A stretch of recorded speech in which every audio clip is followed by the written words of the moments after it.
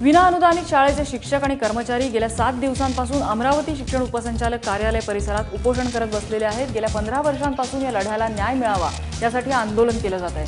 यापुढेही सरकारने या मागण्यांकडे लक्ष दिलं नाही तर आत्महत्या करण्याचा इशारा या शिक्षकांनी दिला आहे। धुळे पालिकेच्या आयुक्तांविरोधात माजी महापौरांनी मोर्चा काढला। यावेळी पालिका आयुक्त नामदेव भोसले यांच्या विरोधात जोरदार घोषणाबाजी करण्यात आली। तसंच डफाच्या तालावर नृत्यही करण्यात आलं। वाढीव घरपट्टी, अवास्तव पाणीपट्टी, जास्तीचा भूर्दंड आणि नवीन वाढीव बांधकामांवरती पठाणी वसुली असा मनमानी कारभाराचा आरोप या महापौरांनी आयुक्तांवरती केलेला आहे। माजी महापौर भगवान करंकाळ यांचे समर्थक या मोर्चामध्ये सहभागी झाले होते। अकोला महापालिका कर्मचाऱ्यांच्या संपाला 13 दिवस उलटले तरी तोडगा निघालेला नाहीये। गेल्या 4 महिन्यांपासून वेतन न मिळाल्याने हे कर्मचारी बेमुदत संपावर गेलेत। कर्मचाऱ्यांच्या मागण्यांवर चर्चा करण्यासाठी पालिका आयुक्त अजय लहाने आणि पालिका कर्मचारी संघर्ष समिती यांच्यात अनेकदा बैठका झाल्या, मात्र तोडगा काही निघालेला नाहीये।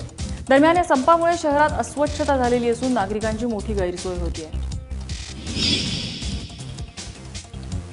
गडचिरोलीत आमदार देवराव होळी यांच्या विरोधात 233 तलाठ्यांनी लेखणी बंद आंदोलन सुरू केलं। तलाठ्याला शिवीगाळ करून शासकीय कामात अडथळा आणण्याचा प्रयत्न केल्याचा आरोप त्यांच्यावर आहे।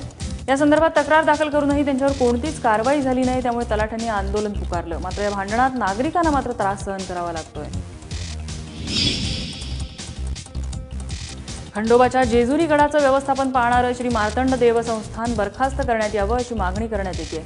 त्यासाठी जेजुरी शहर नागरिक कृती समितीच्या वतीनं गडावरच्या पहिल्या पायरीवर 1 दिवसीय उपोषण करण्यात आलं। विश्वस्तांमध्ये मतभेद, अनागोंदी कारभार आणि देणगीचा अपहार यासारखे गंभीर आरोप करत हे संस्थान बरखास्त करण्याची मागणी केली जाते।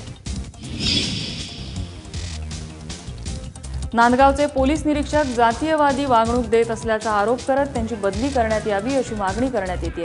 त्यासाठी दलित संघटनांनी नांदगाव पोलीस ठाण्यावरती मोर्चा काढला होता।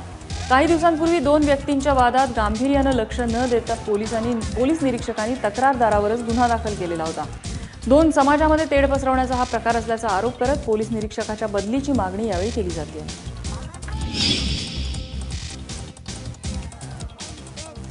राज्यातल्या ग्रामीण भागातल्या आरोग्य केंद्रांवर अंशकालीन परिचारिका म्हणून काम करणाऱ्या महिलांना किमान 10,000 रुपये वेतन देण्याची मागणी करण्यात येते। त्यासाठी यवतमाळच्या स्त्री परिचारिका संघटनेनं जिल्हाधिकारी कार्यालयासमोर आंदोलन केलं। सध्या अनेक ठिकाणी या जागा रिक्त आहेत, तसंच ज्या भरलेल्या आहेत त्यांना केवळ 1200 रुपये वेतन दिलं जात आहे। एवढ्या मानधनात घरखर्च कसा भागवायचा हा साहजिक प्रश्न हे आंदोलक विचारतायत। अकोला जिल्ह्यातल्या अकोट शहरात व्यापाऱ्यांनी पुकारलेल्या बंदला संमिश्र प्रतिसाद मिळाला आहे। अकोट नगरपालिकेनं चालवलेल्या अतिक्रमण मोहिमेविरोधात हा बंद पुकारण्यात आला होता। नगरपालिकेनं हुकुमशहा पद्धतीनं ही मोहीम राबवल्याचा आरोप व्यापाऱ्यांकडून केला जातोय। बंद दरम्यान शहरातील मुख्य बाजारपेठ बंद ठेवण्यात आली होती, मात्र छोटी दुकानं सुरू असल्यानं या बंदला हवा तसा प्रतिसाद मिळाला नाही। कोल्हापुरातला रिक्षा प्रवास आजपासून महागणार आहे। प्रशासनाने रिक्षाच्या दरात 3 रुपयांची वाढ केली आहे, त्यामुळे रिक्षा चालकांनी समाधान व्यक्त केलेलं असलं तरी प्रवाशांनी मात्र दरवाढी विरोधात नाराजी व्यक्त केली आहे। दरवाढीनं रिक्षाच्या पहिल्या किलोमीटरच्या प्रवासासाठी आता 17 रुपये मोजावे लागणार आहेत।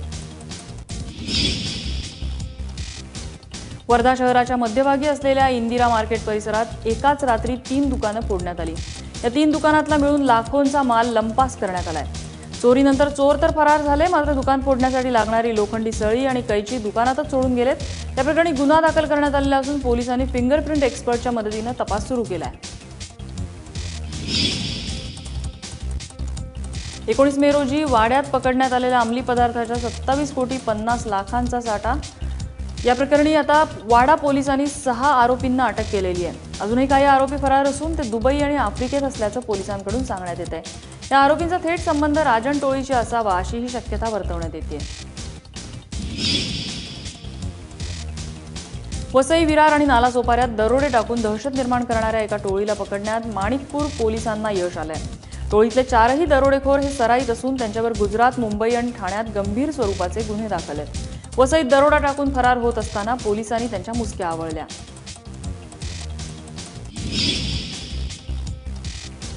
अकोल्यातल्या अकोटमधील कस्तुरी कमोडिटीज वरती छापा प्रकरणामधला आरोपी संदीप वर्मा याची तुरुंगात रवानगी करण्यात आली आहे। संदीप वर्मा हा बुलढाणा जिल्ह्यातील खामगावचा भाजप नगरसेवक आहे। अकोटच्या अतिरिक्त सत्र न्यायालयानं वर्माला न्यायालयीन कोठडी सुनावली आहे। समांतर शेअर मार्केट अर्थातच डब्बा ट्रेडिंग चालवत असल्याचं वर्मावरती आरोप आहे आणि त्यातूनच त्याला अटक करण्यात आली होती. सांगलीतल्या उमदी पोलीस ठाण्याच्या आवारात एकानं गळफास लावून आत्महत्या केली. शेखर नंदगौड असं या आत्महत्या केलेल्याचं नाव आहे. महिला हत्येप्रकरणी संशयित म्हणून नंदगौडला पोलिसांनी चौकशीसाठी ताब्यात घेतलं होतं. दरम्यान पोलीस मारहाणीमध्ये राजशेखरचा मृत्यू झाल्याचा आरोप त्याच्या नातेवाईकांकडून केला जातोय. उच्च न्यायालयाच्या औरंगाबाद खंडपीठानं दिलेल्या आदेशावरून माहूर तालुक्यातल्या टाकळी घाटाची चौकशी करण्यात आली आहे. टाकळी इथल्या पैनगंगा नदीच्या पात्रातून बेकायदेशीर आणि बेसुमार रेतीचा उपसा करण्यात येत होता.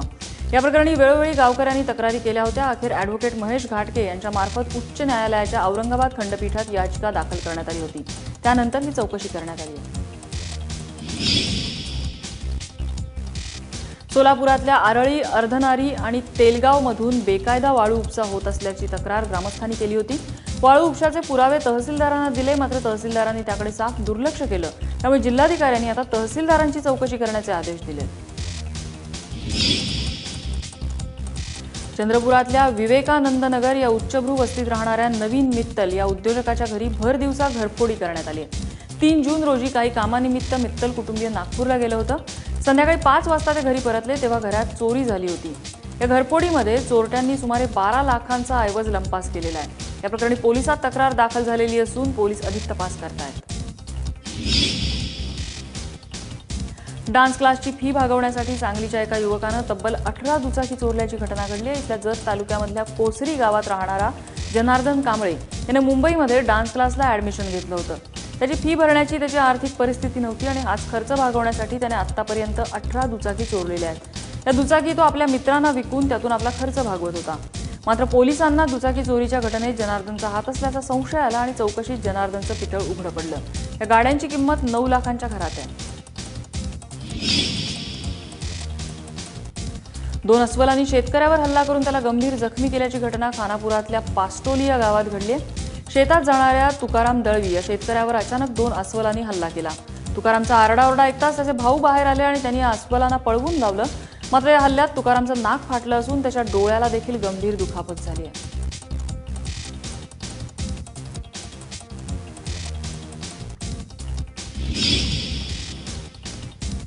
जानेवारीत घेण्यात आलेली परंतु पेपरफुटीमुळे वादग्रस्त ठरलेली शिक्षक पात्रता परीक्षा अर्थात TET ही राज्यभरामध्ये सुरळीत पार पडली. नंदुरबारमधून 6000 उमेदवारांनी ही परीक्षा दिली. शिक्षक बनण्यासाठी सरकारकडून ही परीक्षा अनिवार्य करण्यात आली आहे. यंदा जानेवारीत झालेल्या या परीक्षेत पेपरफुटी झाल्यानं फेरपरीक्षा घेण्यात आली होती.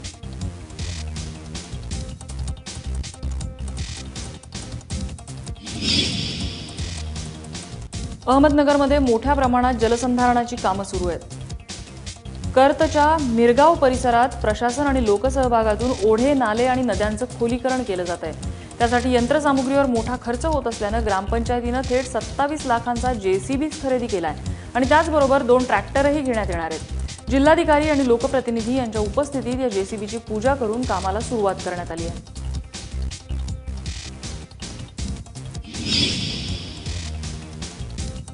अहमदनगरमध्ये आतापर्यंत साधारण 25 मिलीमीटर पावसाची नोंद झाली आहे. वादळी वाऱ्यानं 400 घरांचं नुकसान झालंय तर वीज आणि घर पडून 3 ठार झालेत. त्याचबरोबर शेततळं आणि फळबागांचंही मोठं नुकसान झालंय.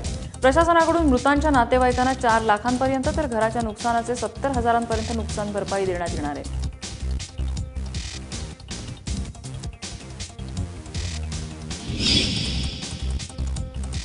दोन दिवस झालेल्या मान्सूनपूर्व पावसाचा उस्मानाबाद आणि बीड जिल्ह्याला फटका बसलाय. जोरदार वादळी वाऱ्यानं उस्मानाबाद जिल्ह्यात 735 विजेचे खांब आणि 20 DP तर बीडमध्ये 764 विजेचे खांब आणि 10 DP कोसळून पडलेत. त्यामुळे वीज पुरवठा खंडित झालेला आहे. वीज दुरुस्तीचं काम या ठिकाणी युद्धपातळीवर सुरू झालंय.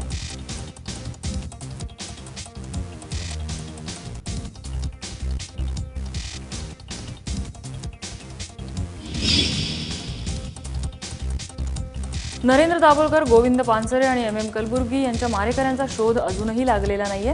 या मारेकऱ्यांना शोधण्यासाठी 11 जूनपासून श्रमिक मुक्ती दलाकडून राज्यभरात सनातन संस्थेचं कोम्बिंग ऑपरेशन राबवण्यात येईल अशी माहिती डॉ. भारत पाटणकर यांनी दिली आहे. श्रमिक मुक्ती दलाचे 100हून अधिक कार्यकर्ते राज्यभरात हे कोम्बिंग ऑपरेशन राबवणार आहेत. 11 जूनला सनातनच्या गोव्यातल्या आश्रमापासून या मोहिमेला सुरुवात होईल.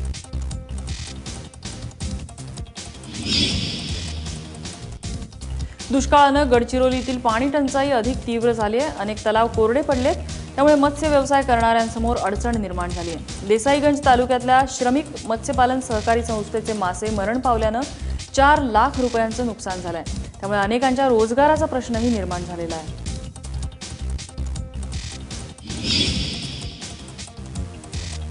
जळगावातील आन्हाने या गावात दूषित पाण्यामुळे 100हून अधिक जणांना उलट्या आणि जुलाबासारखे विकार होत आहेत।